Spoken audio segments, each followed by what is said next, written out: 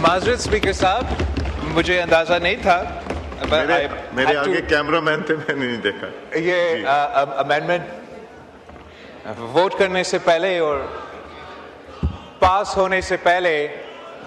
کہ میں اپنا فرض نبھاؤں بطور پاکستان پیپلز پارٹی کا چیئرمین اور پارلیمانی لیڈر، اور اپنا سیاسی جماعت کا موقف بھی دوں. شروع اس بات سے کرنا چاہ رہا تھا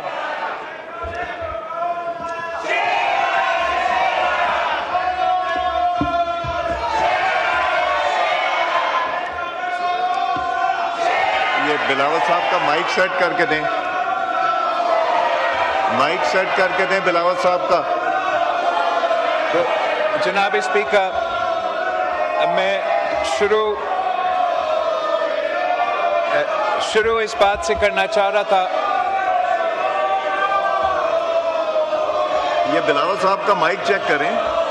جناب اسپیکر، میں شروع اس بات پہ کرنا چاہ رہا تھا، میں پاکستان پیپلز پارٹی کی طرف سے اور پورا ملک کی طرف سے جو دہشت گردی کے واقعے پچھلے چند دنوں میں کراچی، اسلام آباد سے لے کے پختونخوا تک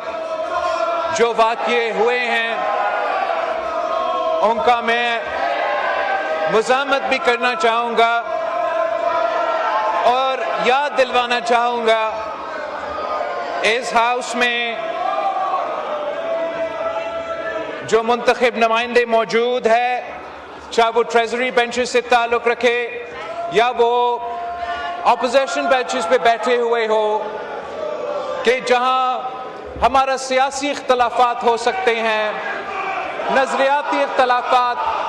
ہو سکتے ہیں، جہاں تک اس ملک کی سلامتی کی بات ہے،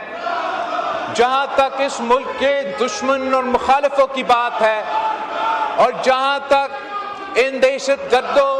اور ان درندوں کے مقابلے کرنے کی بات ہے، تو نہ صرف اس پورا ہاؤس کو ایک ہونا چاہیے مگر اس پورا ملک کو ایک ہو کے ان کا مقابلہ کرنا پڑے گا. اور انشاءاللہ تعالی جناب اسپیکر، کہ ایک بار پھر تو دہشت گرد اپنے سر تو اٹھا رہے ہیں، مگر شکر الحمدللہ پاکستان نے پہلے بھی ان دہشت گردوں کو شکست دلوائے. پاکستان کے افواج نے، پاکستان کے سیاستدانوں نے، پاکستان کی سول سوسائٹی نے اور پاکستان کے عوام نے انہی دہشت گردوں کا مقابلہ کر کے شکست دلوایا. اور ہم نے پاکستان کے سرزمین پہ وہ کام کر دیا جو تمام نیٹو فورسز اور پوری دنیا ایک ہو کے افغانستان میں نہیں کر سکے. ہم نے، پاکستان کے عوام نے قربانیاں دے کے، شہادتیں قبول کر کے ان دہشت گردوں کو پہلے بھی شکست دلوائے اور انشاءاللہ تعالی ایک بار پھر ہم ان کو شکست دلوائیں گے. جناب اسپیکر، ہم ایک سال پہلے 26 امینڈمنٹ پاس ہوا اور اس 26 امینڈمنٹ میں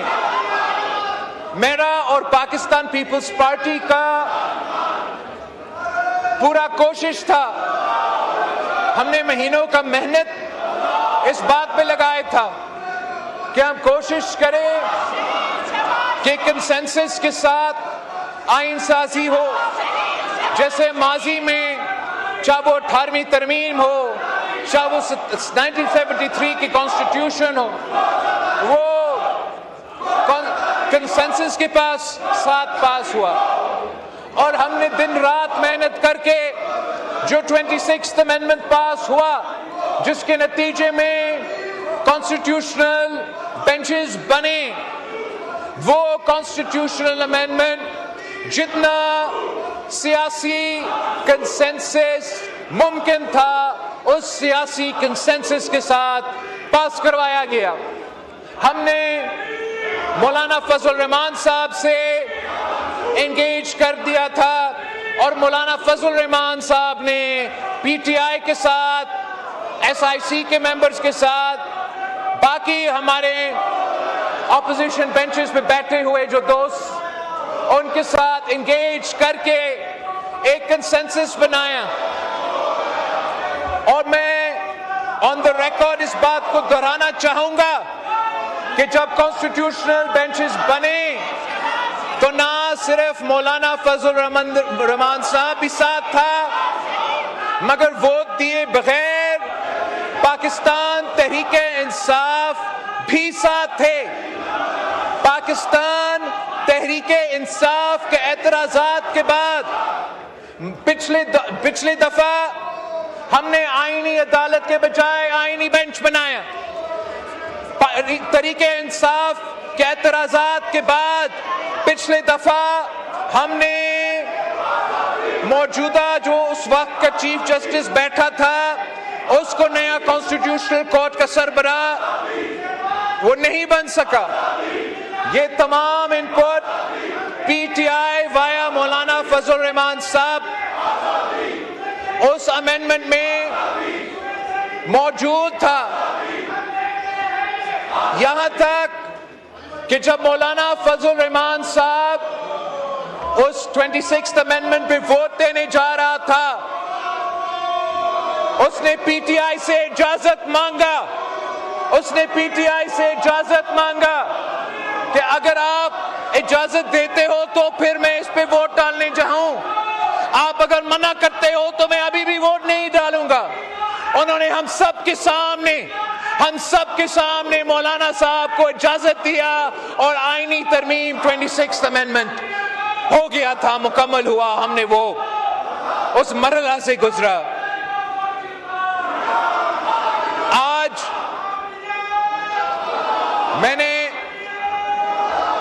ہم جس آئینی ترمیم پہ بات کر رہے ہیں وہ 27th امینڈمنٹ ہے. اس میں ہم نے جو تبدیلیاں 26th امینڈمنٹ میں لے کر آئے تھے, وہ جو چارٹر آف ڈیموکریسی کے نامکمل وعدے تھے وہ ہم مکمل کرنے جا رہے ہیں. کانسٹیٹیوشنل کورٹ بنانے جا رہے ہیں, اور ساتھ ساتھ جو آرٹیکل 243 میں جو بھارت کو شکست دلوانے کے بعد وزیر اعظم صاحب نے یہ فیصلہ کیا کہ وہ ہمارا آرمی چیف آف سٹاف کو فیلڈ مارشل بنائیں گے. ہم نہ صرف اس فیلڈ مارشل کی رینک کو, عہدہ کو آئینی تحفظ دلوا رہے ہیں, مگر جو ڈیفنس کی ہمارا آئین میں جو ڈیفنس کے انسٹیٹیوشنز میں ادارے ہیں ان کے بارے میں کچھ ترمیم لے کر آ رہے ہیں. پاکستان پیپلز پارٹی, اور میں یہ سمجھتا ہوں کہ کسی امینڈمنٹ کا اصل اسٹرینتھ, کسی لیجسلیشن کا اصل اسٹرینتھ یہ نہیں ہوتا کہ وہ کتنا بھاری اکثریت سے آپ وہ آئین سازی یا لیجسلیشن میں ترمیم لے کر آتے ہو. کسی آئین کا قوت, کسی لیجسلیشن کا قوت تو اس سے وہ اس اکثریت سے نہیں ملتا. وہ پولیٹیکل کنسنسس جتنا ہے اس پولیٹیکل کنسنسس سے اس آئین سازی کو اور اس کو قانون سازی کو قوت ملتا ہے, طاقت ملتا ہے. اگر آج 1973 Constitution is the undisputed unanimous Constitution of Pakistan, تو وہ صرف اس لیے جناب اسپیکر کہ اس ہاؤس میں قائد عوام شہید ذوالفقار علی بھٹو کے وقت تمام سیاسی جماعتوں نے ایک ہو کے وہ آئینی ترمیم پاس کروایا, اور اس کنسنسس کی وجہ سے وہ کوئی آمر بھی آئے, وہ کوئی سیاستدان بھی آئے, وہ چاہے بھی صحیح تو وہ 1973 کانسٹیٹیوشن کی وہ کنسنسس نہیں توڑ سکے. جب مسلم لیگ نواز نے, جب پاکستان پیپلز پارٹی نے ایک اور آمریت کا مقابلہ کر کے ایک آمر کو شکست دلوا کے حکومت سنبھالا تو ہم نے 18ویں ترمیم پاس کروایا. وہ 18ویں ترمیم نے صوبہ خود مختاری، صوبے کو حقوق دلوائے، ہمارا جمہوریت میں فنڈامنٹل ریفارمز لے کر آئے، اور وہ کنسنسس کی وجہ سے اس 18th امینڈمنٹ میں اتنا طاقت ہے کہ جناب اسپیکر کسی کا باپ بھی چاہے وہ 18ویں ترمیم کو ختم نہیں کر سکتے، آج دن تک ختم نہیں کر سکتے. اور وہ اس لیے کہ اس 18ویں ترمیم پہ نہ صرف پیپلز پارٹی کی دستخط ہے، مسلم لیگ نواز کا دستخط ہے، مگر تمام سیاسی جماعتیں اتفاق رائے کے نتیجے میں وہ آئینی ترمیم لے کر آئے. 26th امینڈمنٹ کا کنسنسس میں نے آپ کو بتایا. آج بھی جو ہم آئینی ترمیم لے کر آ رہے ہیں، اکثریت تو ہمارے پاس ہے، وہ کنسنسس ہم نہیں بنا سکے. یہ افسوس کی بات ہے کہ جب یہ آئینی ترمیم میرے پاس آیا، حکومت وقت نے یہ فیصلہ کیا کہ ہم نے یہ تبدیلیاں لے کر آنے ہیں، تو انہوں نے پاکستان پیپلز پارٹی سے رابطہ کیا. جب حکومت ایک ترمیم لے کر آتی ہے تو اس کا مطلب یہ ہے جناب اسپیکر کہ انہوں نے دفاع ادارے سے مشورہ کر کے یہ فیصلہ کیا کہ دفاعی دنشے میں کوئی ترمیم، کوئی اصلاحات آ رہے ہیں. جب حکومت کوئی ترمیم لے کر آتے ہیں اس کا مطلب ہے کہ انہوں نے عدالتوں سے، ججز سے، لائرز سے اپنا لیگل ایسپیکٹس کو دیکھ کے جو عدالت کے ڈھانچے اس میں ترمیم لے کر آئے ہیں. وہ میرے پاس بطور پاکستان پیپلز پارٹی کے چیئرمین آئے تھے. میں نے یہ ترمیم اپنا پارٹی کے پاس لے کے گیا. سینٹرل ایگزیکٹو کمیٹی کے دو دن ہمارا بیٹھک ہوا اور ہم نے یہ فیصلہ کیا کہ ہم حکومت کے ساتھ دیں گے. ہم چارٹر آف ڈیموکریسی کا نامکمل مشن کو مکمل کریں گے اور ہم عام آئینی عدالت بنا کے رہیں گے. ہم نے یہ فیصلہ کیا کہ جو پاکستان کی فیلڈ مارشل کو دنیا بھر میں سراہا جا رہا ہے، پاکستان کی افواج کو دنیا بھر میں سراہا جا رہا ہے کہ جو عبرتناک شکست آپ نے مودی کر سرکار کے ساتھ، جو عبرتناک شکست وہ کھائے، جو آپ نے ان کا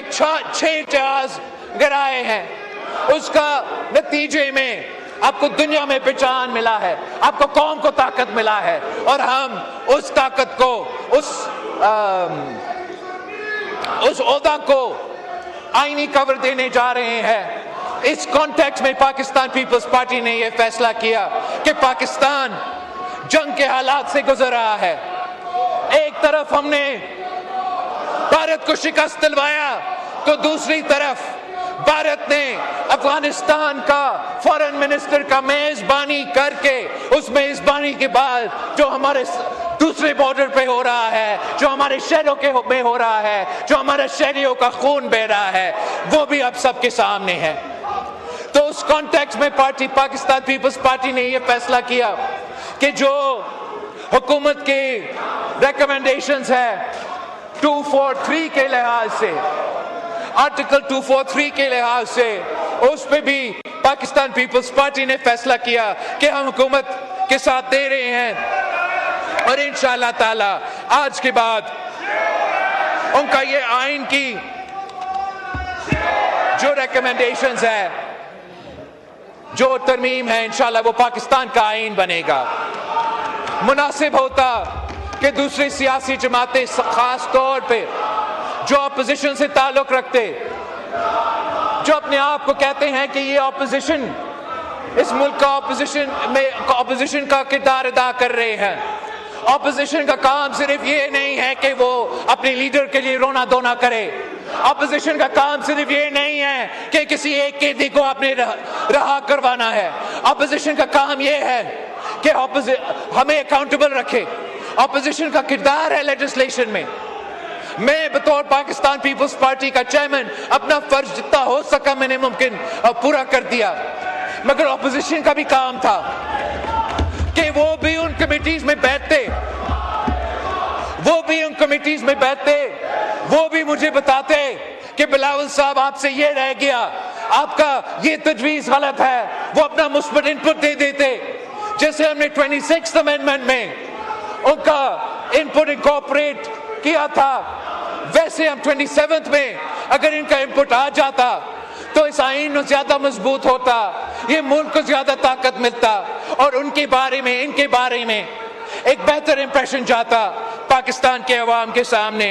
ملک اور قوم کے سامنے۔ میں بتانا چاہوں گا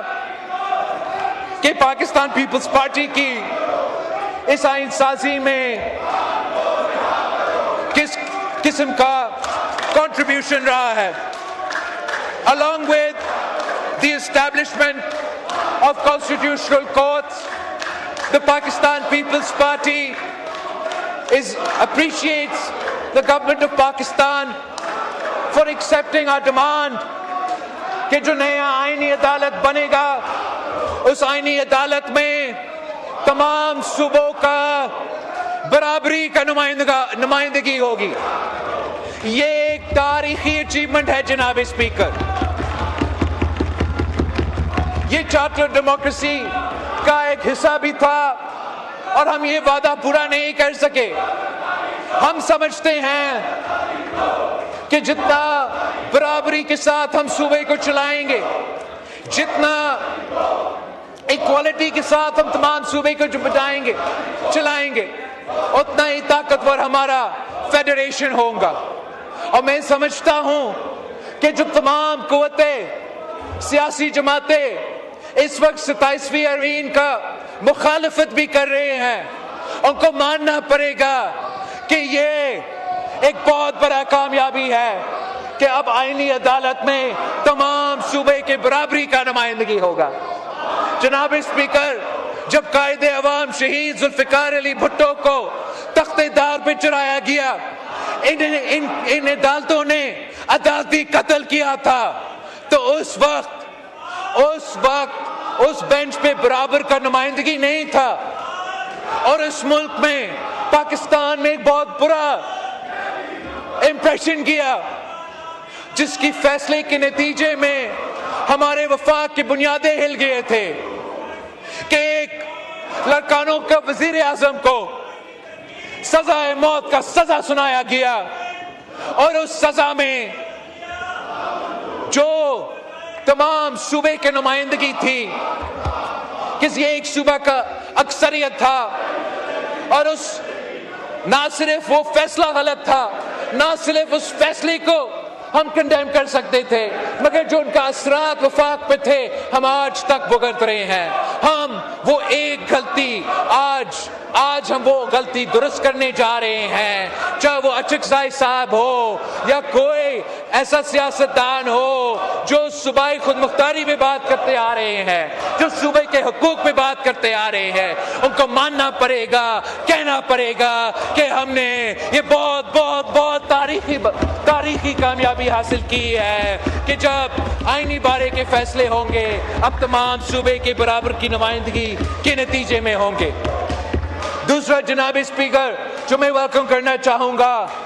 ہم سب نے، پاکستان پیپلز پارٹی نے، نون لیگ کے جمہوری حکومتوں نے افتخار چودھری کے بعد